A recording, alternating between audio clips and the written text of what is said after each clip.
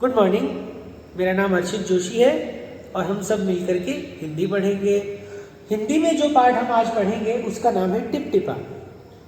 बड़ी सुंदर कथा है, बड़ी सुंदर कहानी है और बहुत ही अच्छा उत्तम संदेश देती है कहानी हमें कि भय के समय विवेक से कार्य करना चाहिए। विवेक अर्थात बुद्धि, ज्ञान, इनका मिश्रित स्वरूप विवेक कहलाता है। यदि हम डर जाएंगे तो हमारी बुद्धि तथा बल दोनों का नाश हो जाएगा, क्योंकि डर जो होता है, भय जो होता है, वह बलवान व्यक्ति अर्थात शक्तिशाली व्यक्ति के बल को भी समाप्त कर देता है और बुद्धिमान व्यक्ति की बुद्धि को भी समाप्त कर देता है। तो कैसी भी परिस्थिति हो, विकट परिस्थिति हो, हमें घबराना नहीं चाहिए, डरना नहीं चाहिए। शांतिपूर्ण तरीके से बैठकर सोचकर उस समस्या का हल निकालने की हमें कोशिश करनी चाहिए, प्रयास करना चाहिए। तो आइए पाठ के विषय में विस्तार से चर्चा करते हैं। तो आइए बच्चों, कहानी के विषय में विस्तार से चर्चा करते हैं। टिप टिपा। देखिए, एक गांव की छोटी सी कुटिया में एक बुढ़िया रहती थी। उसके पास कहानियों का पिटारा था। कहानियों का पिटारा अर्थात बहुत सी कहानियाँ उस बुढ़िया को आती थी। उसका एक पोता था। पोता रोज़ रात में सोने से पहले दादी से कहानी सुनता। दादी उसे तरह तरह की कहानियाँ सुनाती। दादी का पोता जो है, उस बुढ़िया का पोता रोज़ अपनी दादी से कहानी सुनता था और दादी उससे बहुत सी कहानियाँ सुनाती थी। बुढ़िया की कुटिया छोटी तो थी ही, उसकी छत भी कमज़ोर थी। बुढ़िया की जो झोपड़ी थी, कुटिया का अर्थ होता है झोपड़ी, बहुत छोटी थी और उसकी छत बहुत कमज़ोर थी। उसमें कई छोटे छोटे छेद थे। पोता रोज़ रात को उन छेदों से आसमान में चमकते हुए तारे देखता था। पोता छत जो टूटी हुई थी बुढ़िया की, उससे आसमान के तारे देखता था। एक दिन मूसलाधार बारिश हुई। मूसलाधार बारिश अर्थात बहुत तेज़ बारिश हुई। बुढ़िया की झोपड़ी में पानी जगह जगह से टपक रहा था, टिप टिप टिप टिप। इस बात से अनजान पोता दादी की गोद में लेटा कहानी सुनने के लिए मचल रहा था। पोते को पता नहीं था कि पानी टपक रहा है, उससे नुकसान हो सकता है। इस बात से अनजान पोता दादी की कहानी सुनने के लिए मचल रहा था, क्योंकि उसे कहानी सुननी थी। तो बुढ़िया खींच कर बोली, खींच कर अर्थात गुस्से में बोली, चिढ़ कर बोली, अरे बेटा, क्या कहानी सुनाऊं? कि तुझे क्या कहानी सुनाऊं मैं? इस टिपटिपा से जान बचे तब ना। इस टिपटिपा अर्थात जो पानी, जो बूंदे टूटी हुई छत की छेद से टपक रही थी, उससे जान बचे तब ना, अर्थात ये टपकना बंद हो तब तुझे कहानी सुनाऊं। पोता उठकर बैठ गया। उसने पूछा, दादी ये टिपटिपा कौन है? टिपटिपा क्या शेर, बाघ, हाथी से भी बड़ा और ताकतवर होता है? तो पोते ने पूछा। पोते को जानकारी नहीं थी। पोते ने सोचा टिपटिपा कोई बड़ा जानवर है या ताकतवर है, शेर, बाघ और हाथी से भी बड़ा है। दादी छत से टपकते हुए पानी की तरफ देखकर बोली, हाँ बेटा, टिपटिपा न शेर से डरता है न बाघ से। कोई किसी से डरे न डरे, पर टिपटिपा से ज़रूर डरे। तो आगे देखिए, संयोग से मुसीबत का मारा एक बाघ बारिश से बचने के लिए बुढ़िया की झोपड़ी के पीछे बैठा था। एक शेर जो था, एक बाघ जो था, वह बारिश से बचने के लिए उस बुढ़िया की झोपड़ी के पीछे बैठा था। बेचारा बाघ बारिश से घबराया हुआ था। बुढ़िया की बात सुनते ही वह और डर गया। जब बुढ़िया ने कहा कि टिपटिपा किसी से नहीं डरता है, तो बाघ और डर गया। उसने सोचा, यह टिपटिपा ज़रूर कोई बड़ा जानवर है, तभी तो बुढ़िया शेर और बाघ हाथी से अधिक टिपटिपा से डरती है।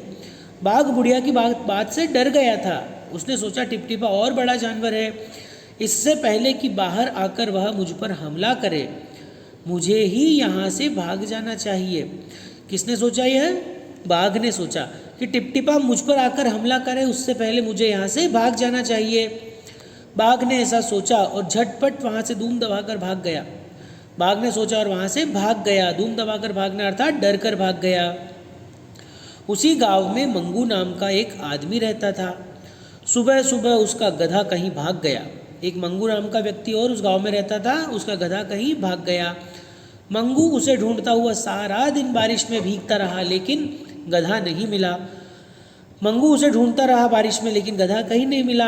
तो मंगू की पत्नी बोली, जाकर गांव के मुखिया से क्यों नहीं पूछते, सबके हाल की उन्हें खबर रहती है। तो गांव के मुखिया से पूछने को बोला मंगू की पत्नी ने। वे ज़रूर बता देंगे कि हमारा गधा कहाँ है। कौन बता देंगे? गांव के मुखिया। तो पत्नी की बात मानकर मंगू मुखिया जी के घर की तरफ चल पड़ा।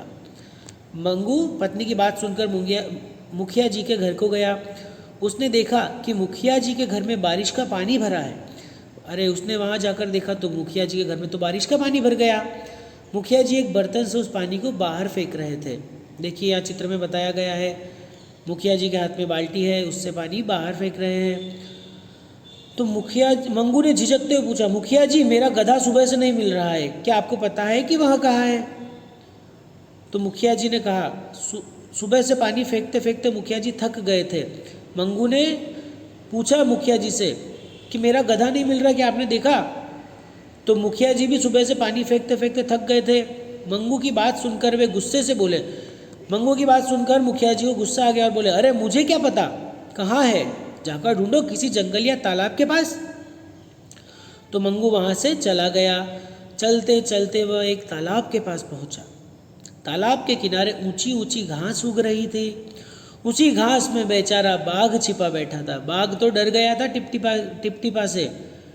उसने सोचा कोई जानवर है, मुझे मार देगा, तो वह ऊंची ऊंची घास में जाकर बैठ गया। तो देखिए लिखा हुआ है, वह टिपटिपा के डर से थर थर काँप रहा था, जोर से काँप रहा था टिपटिपा के डर से।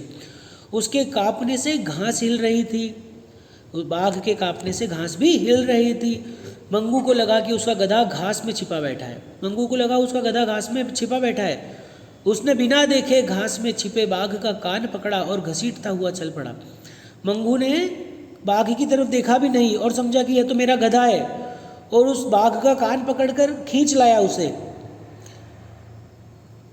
तो बाघ ने सोचा, लगता है यही टिपटिपा है, आखिर इसने मुझे ढूंढ ही लिया।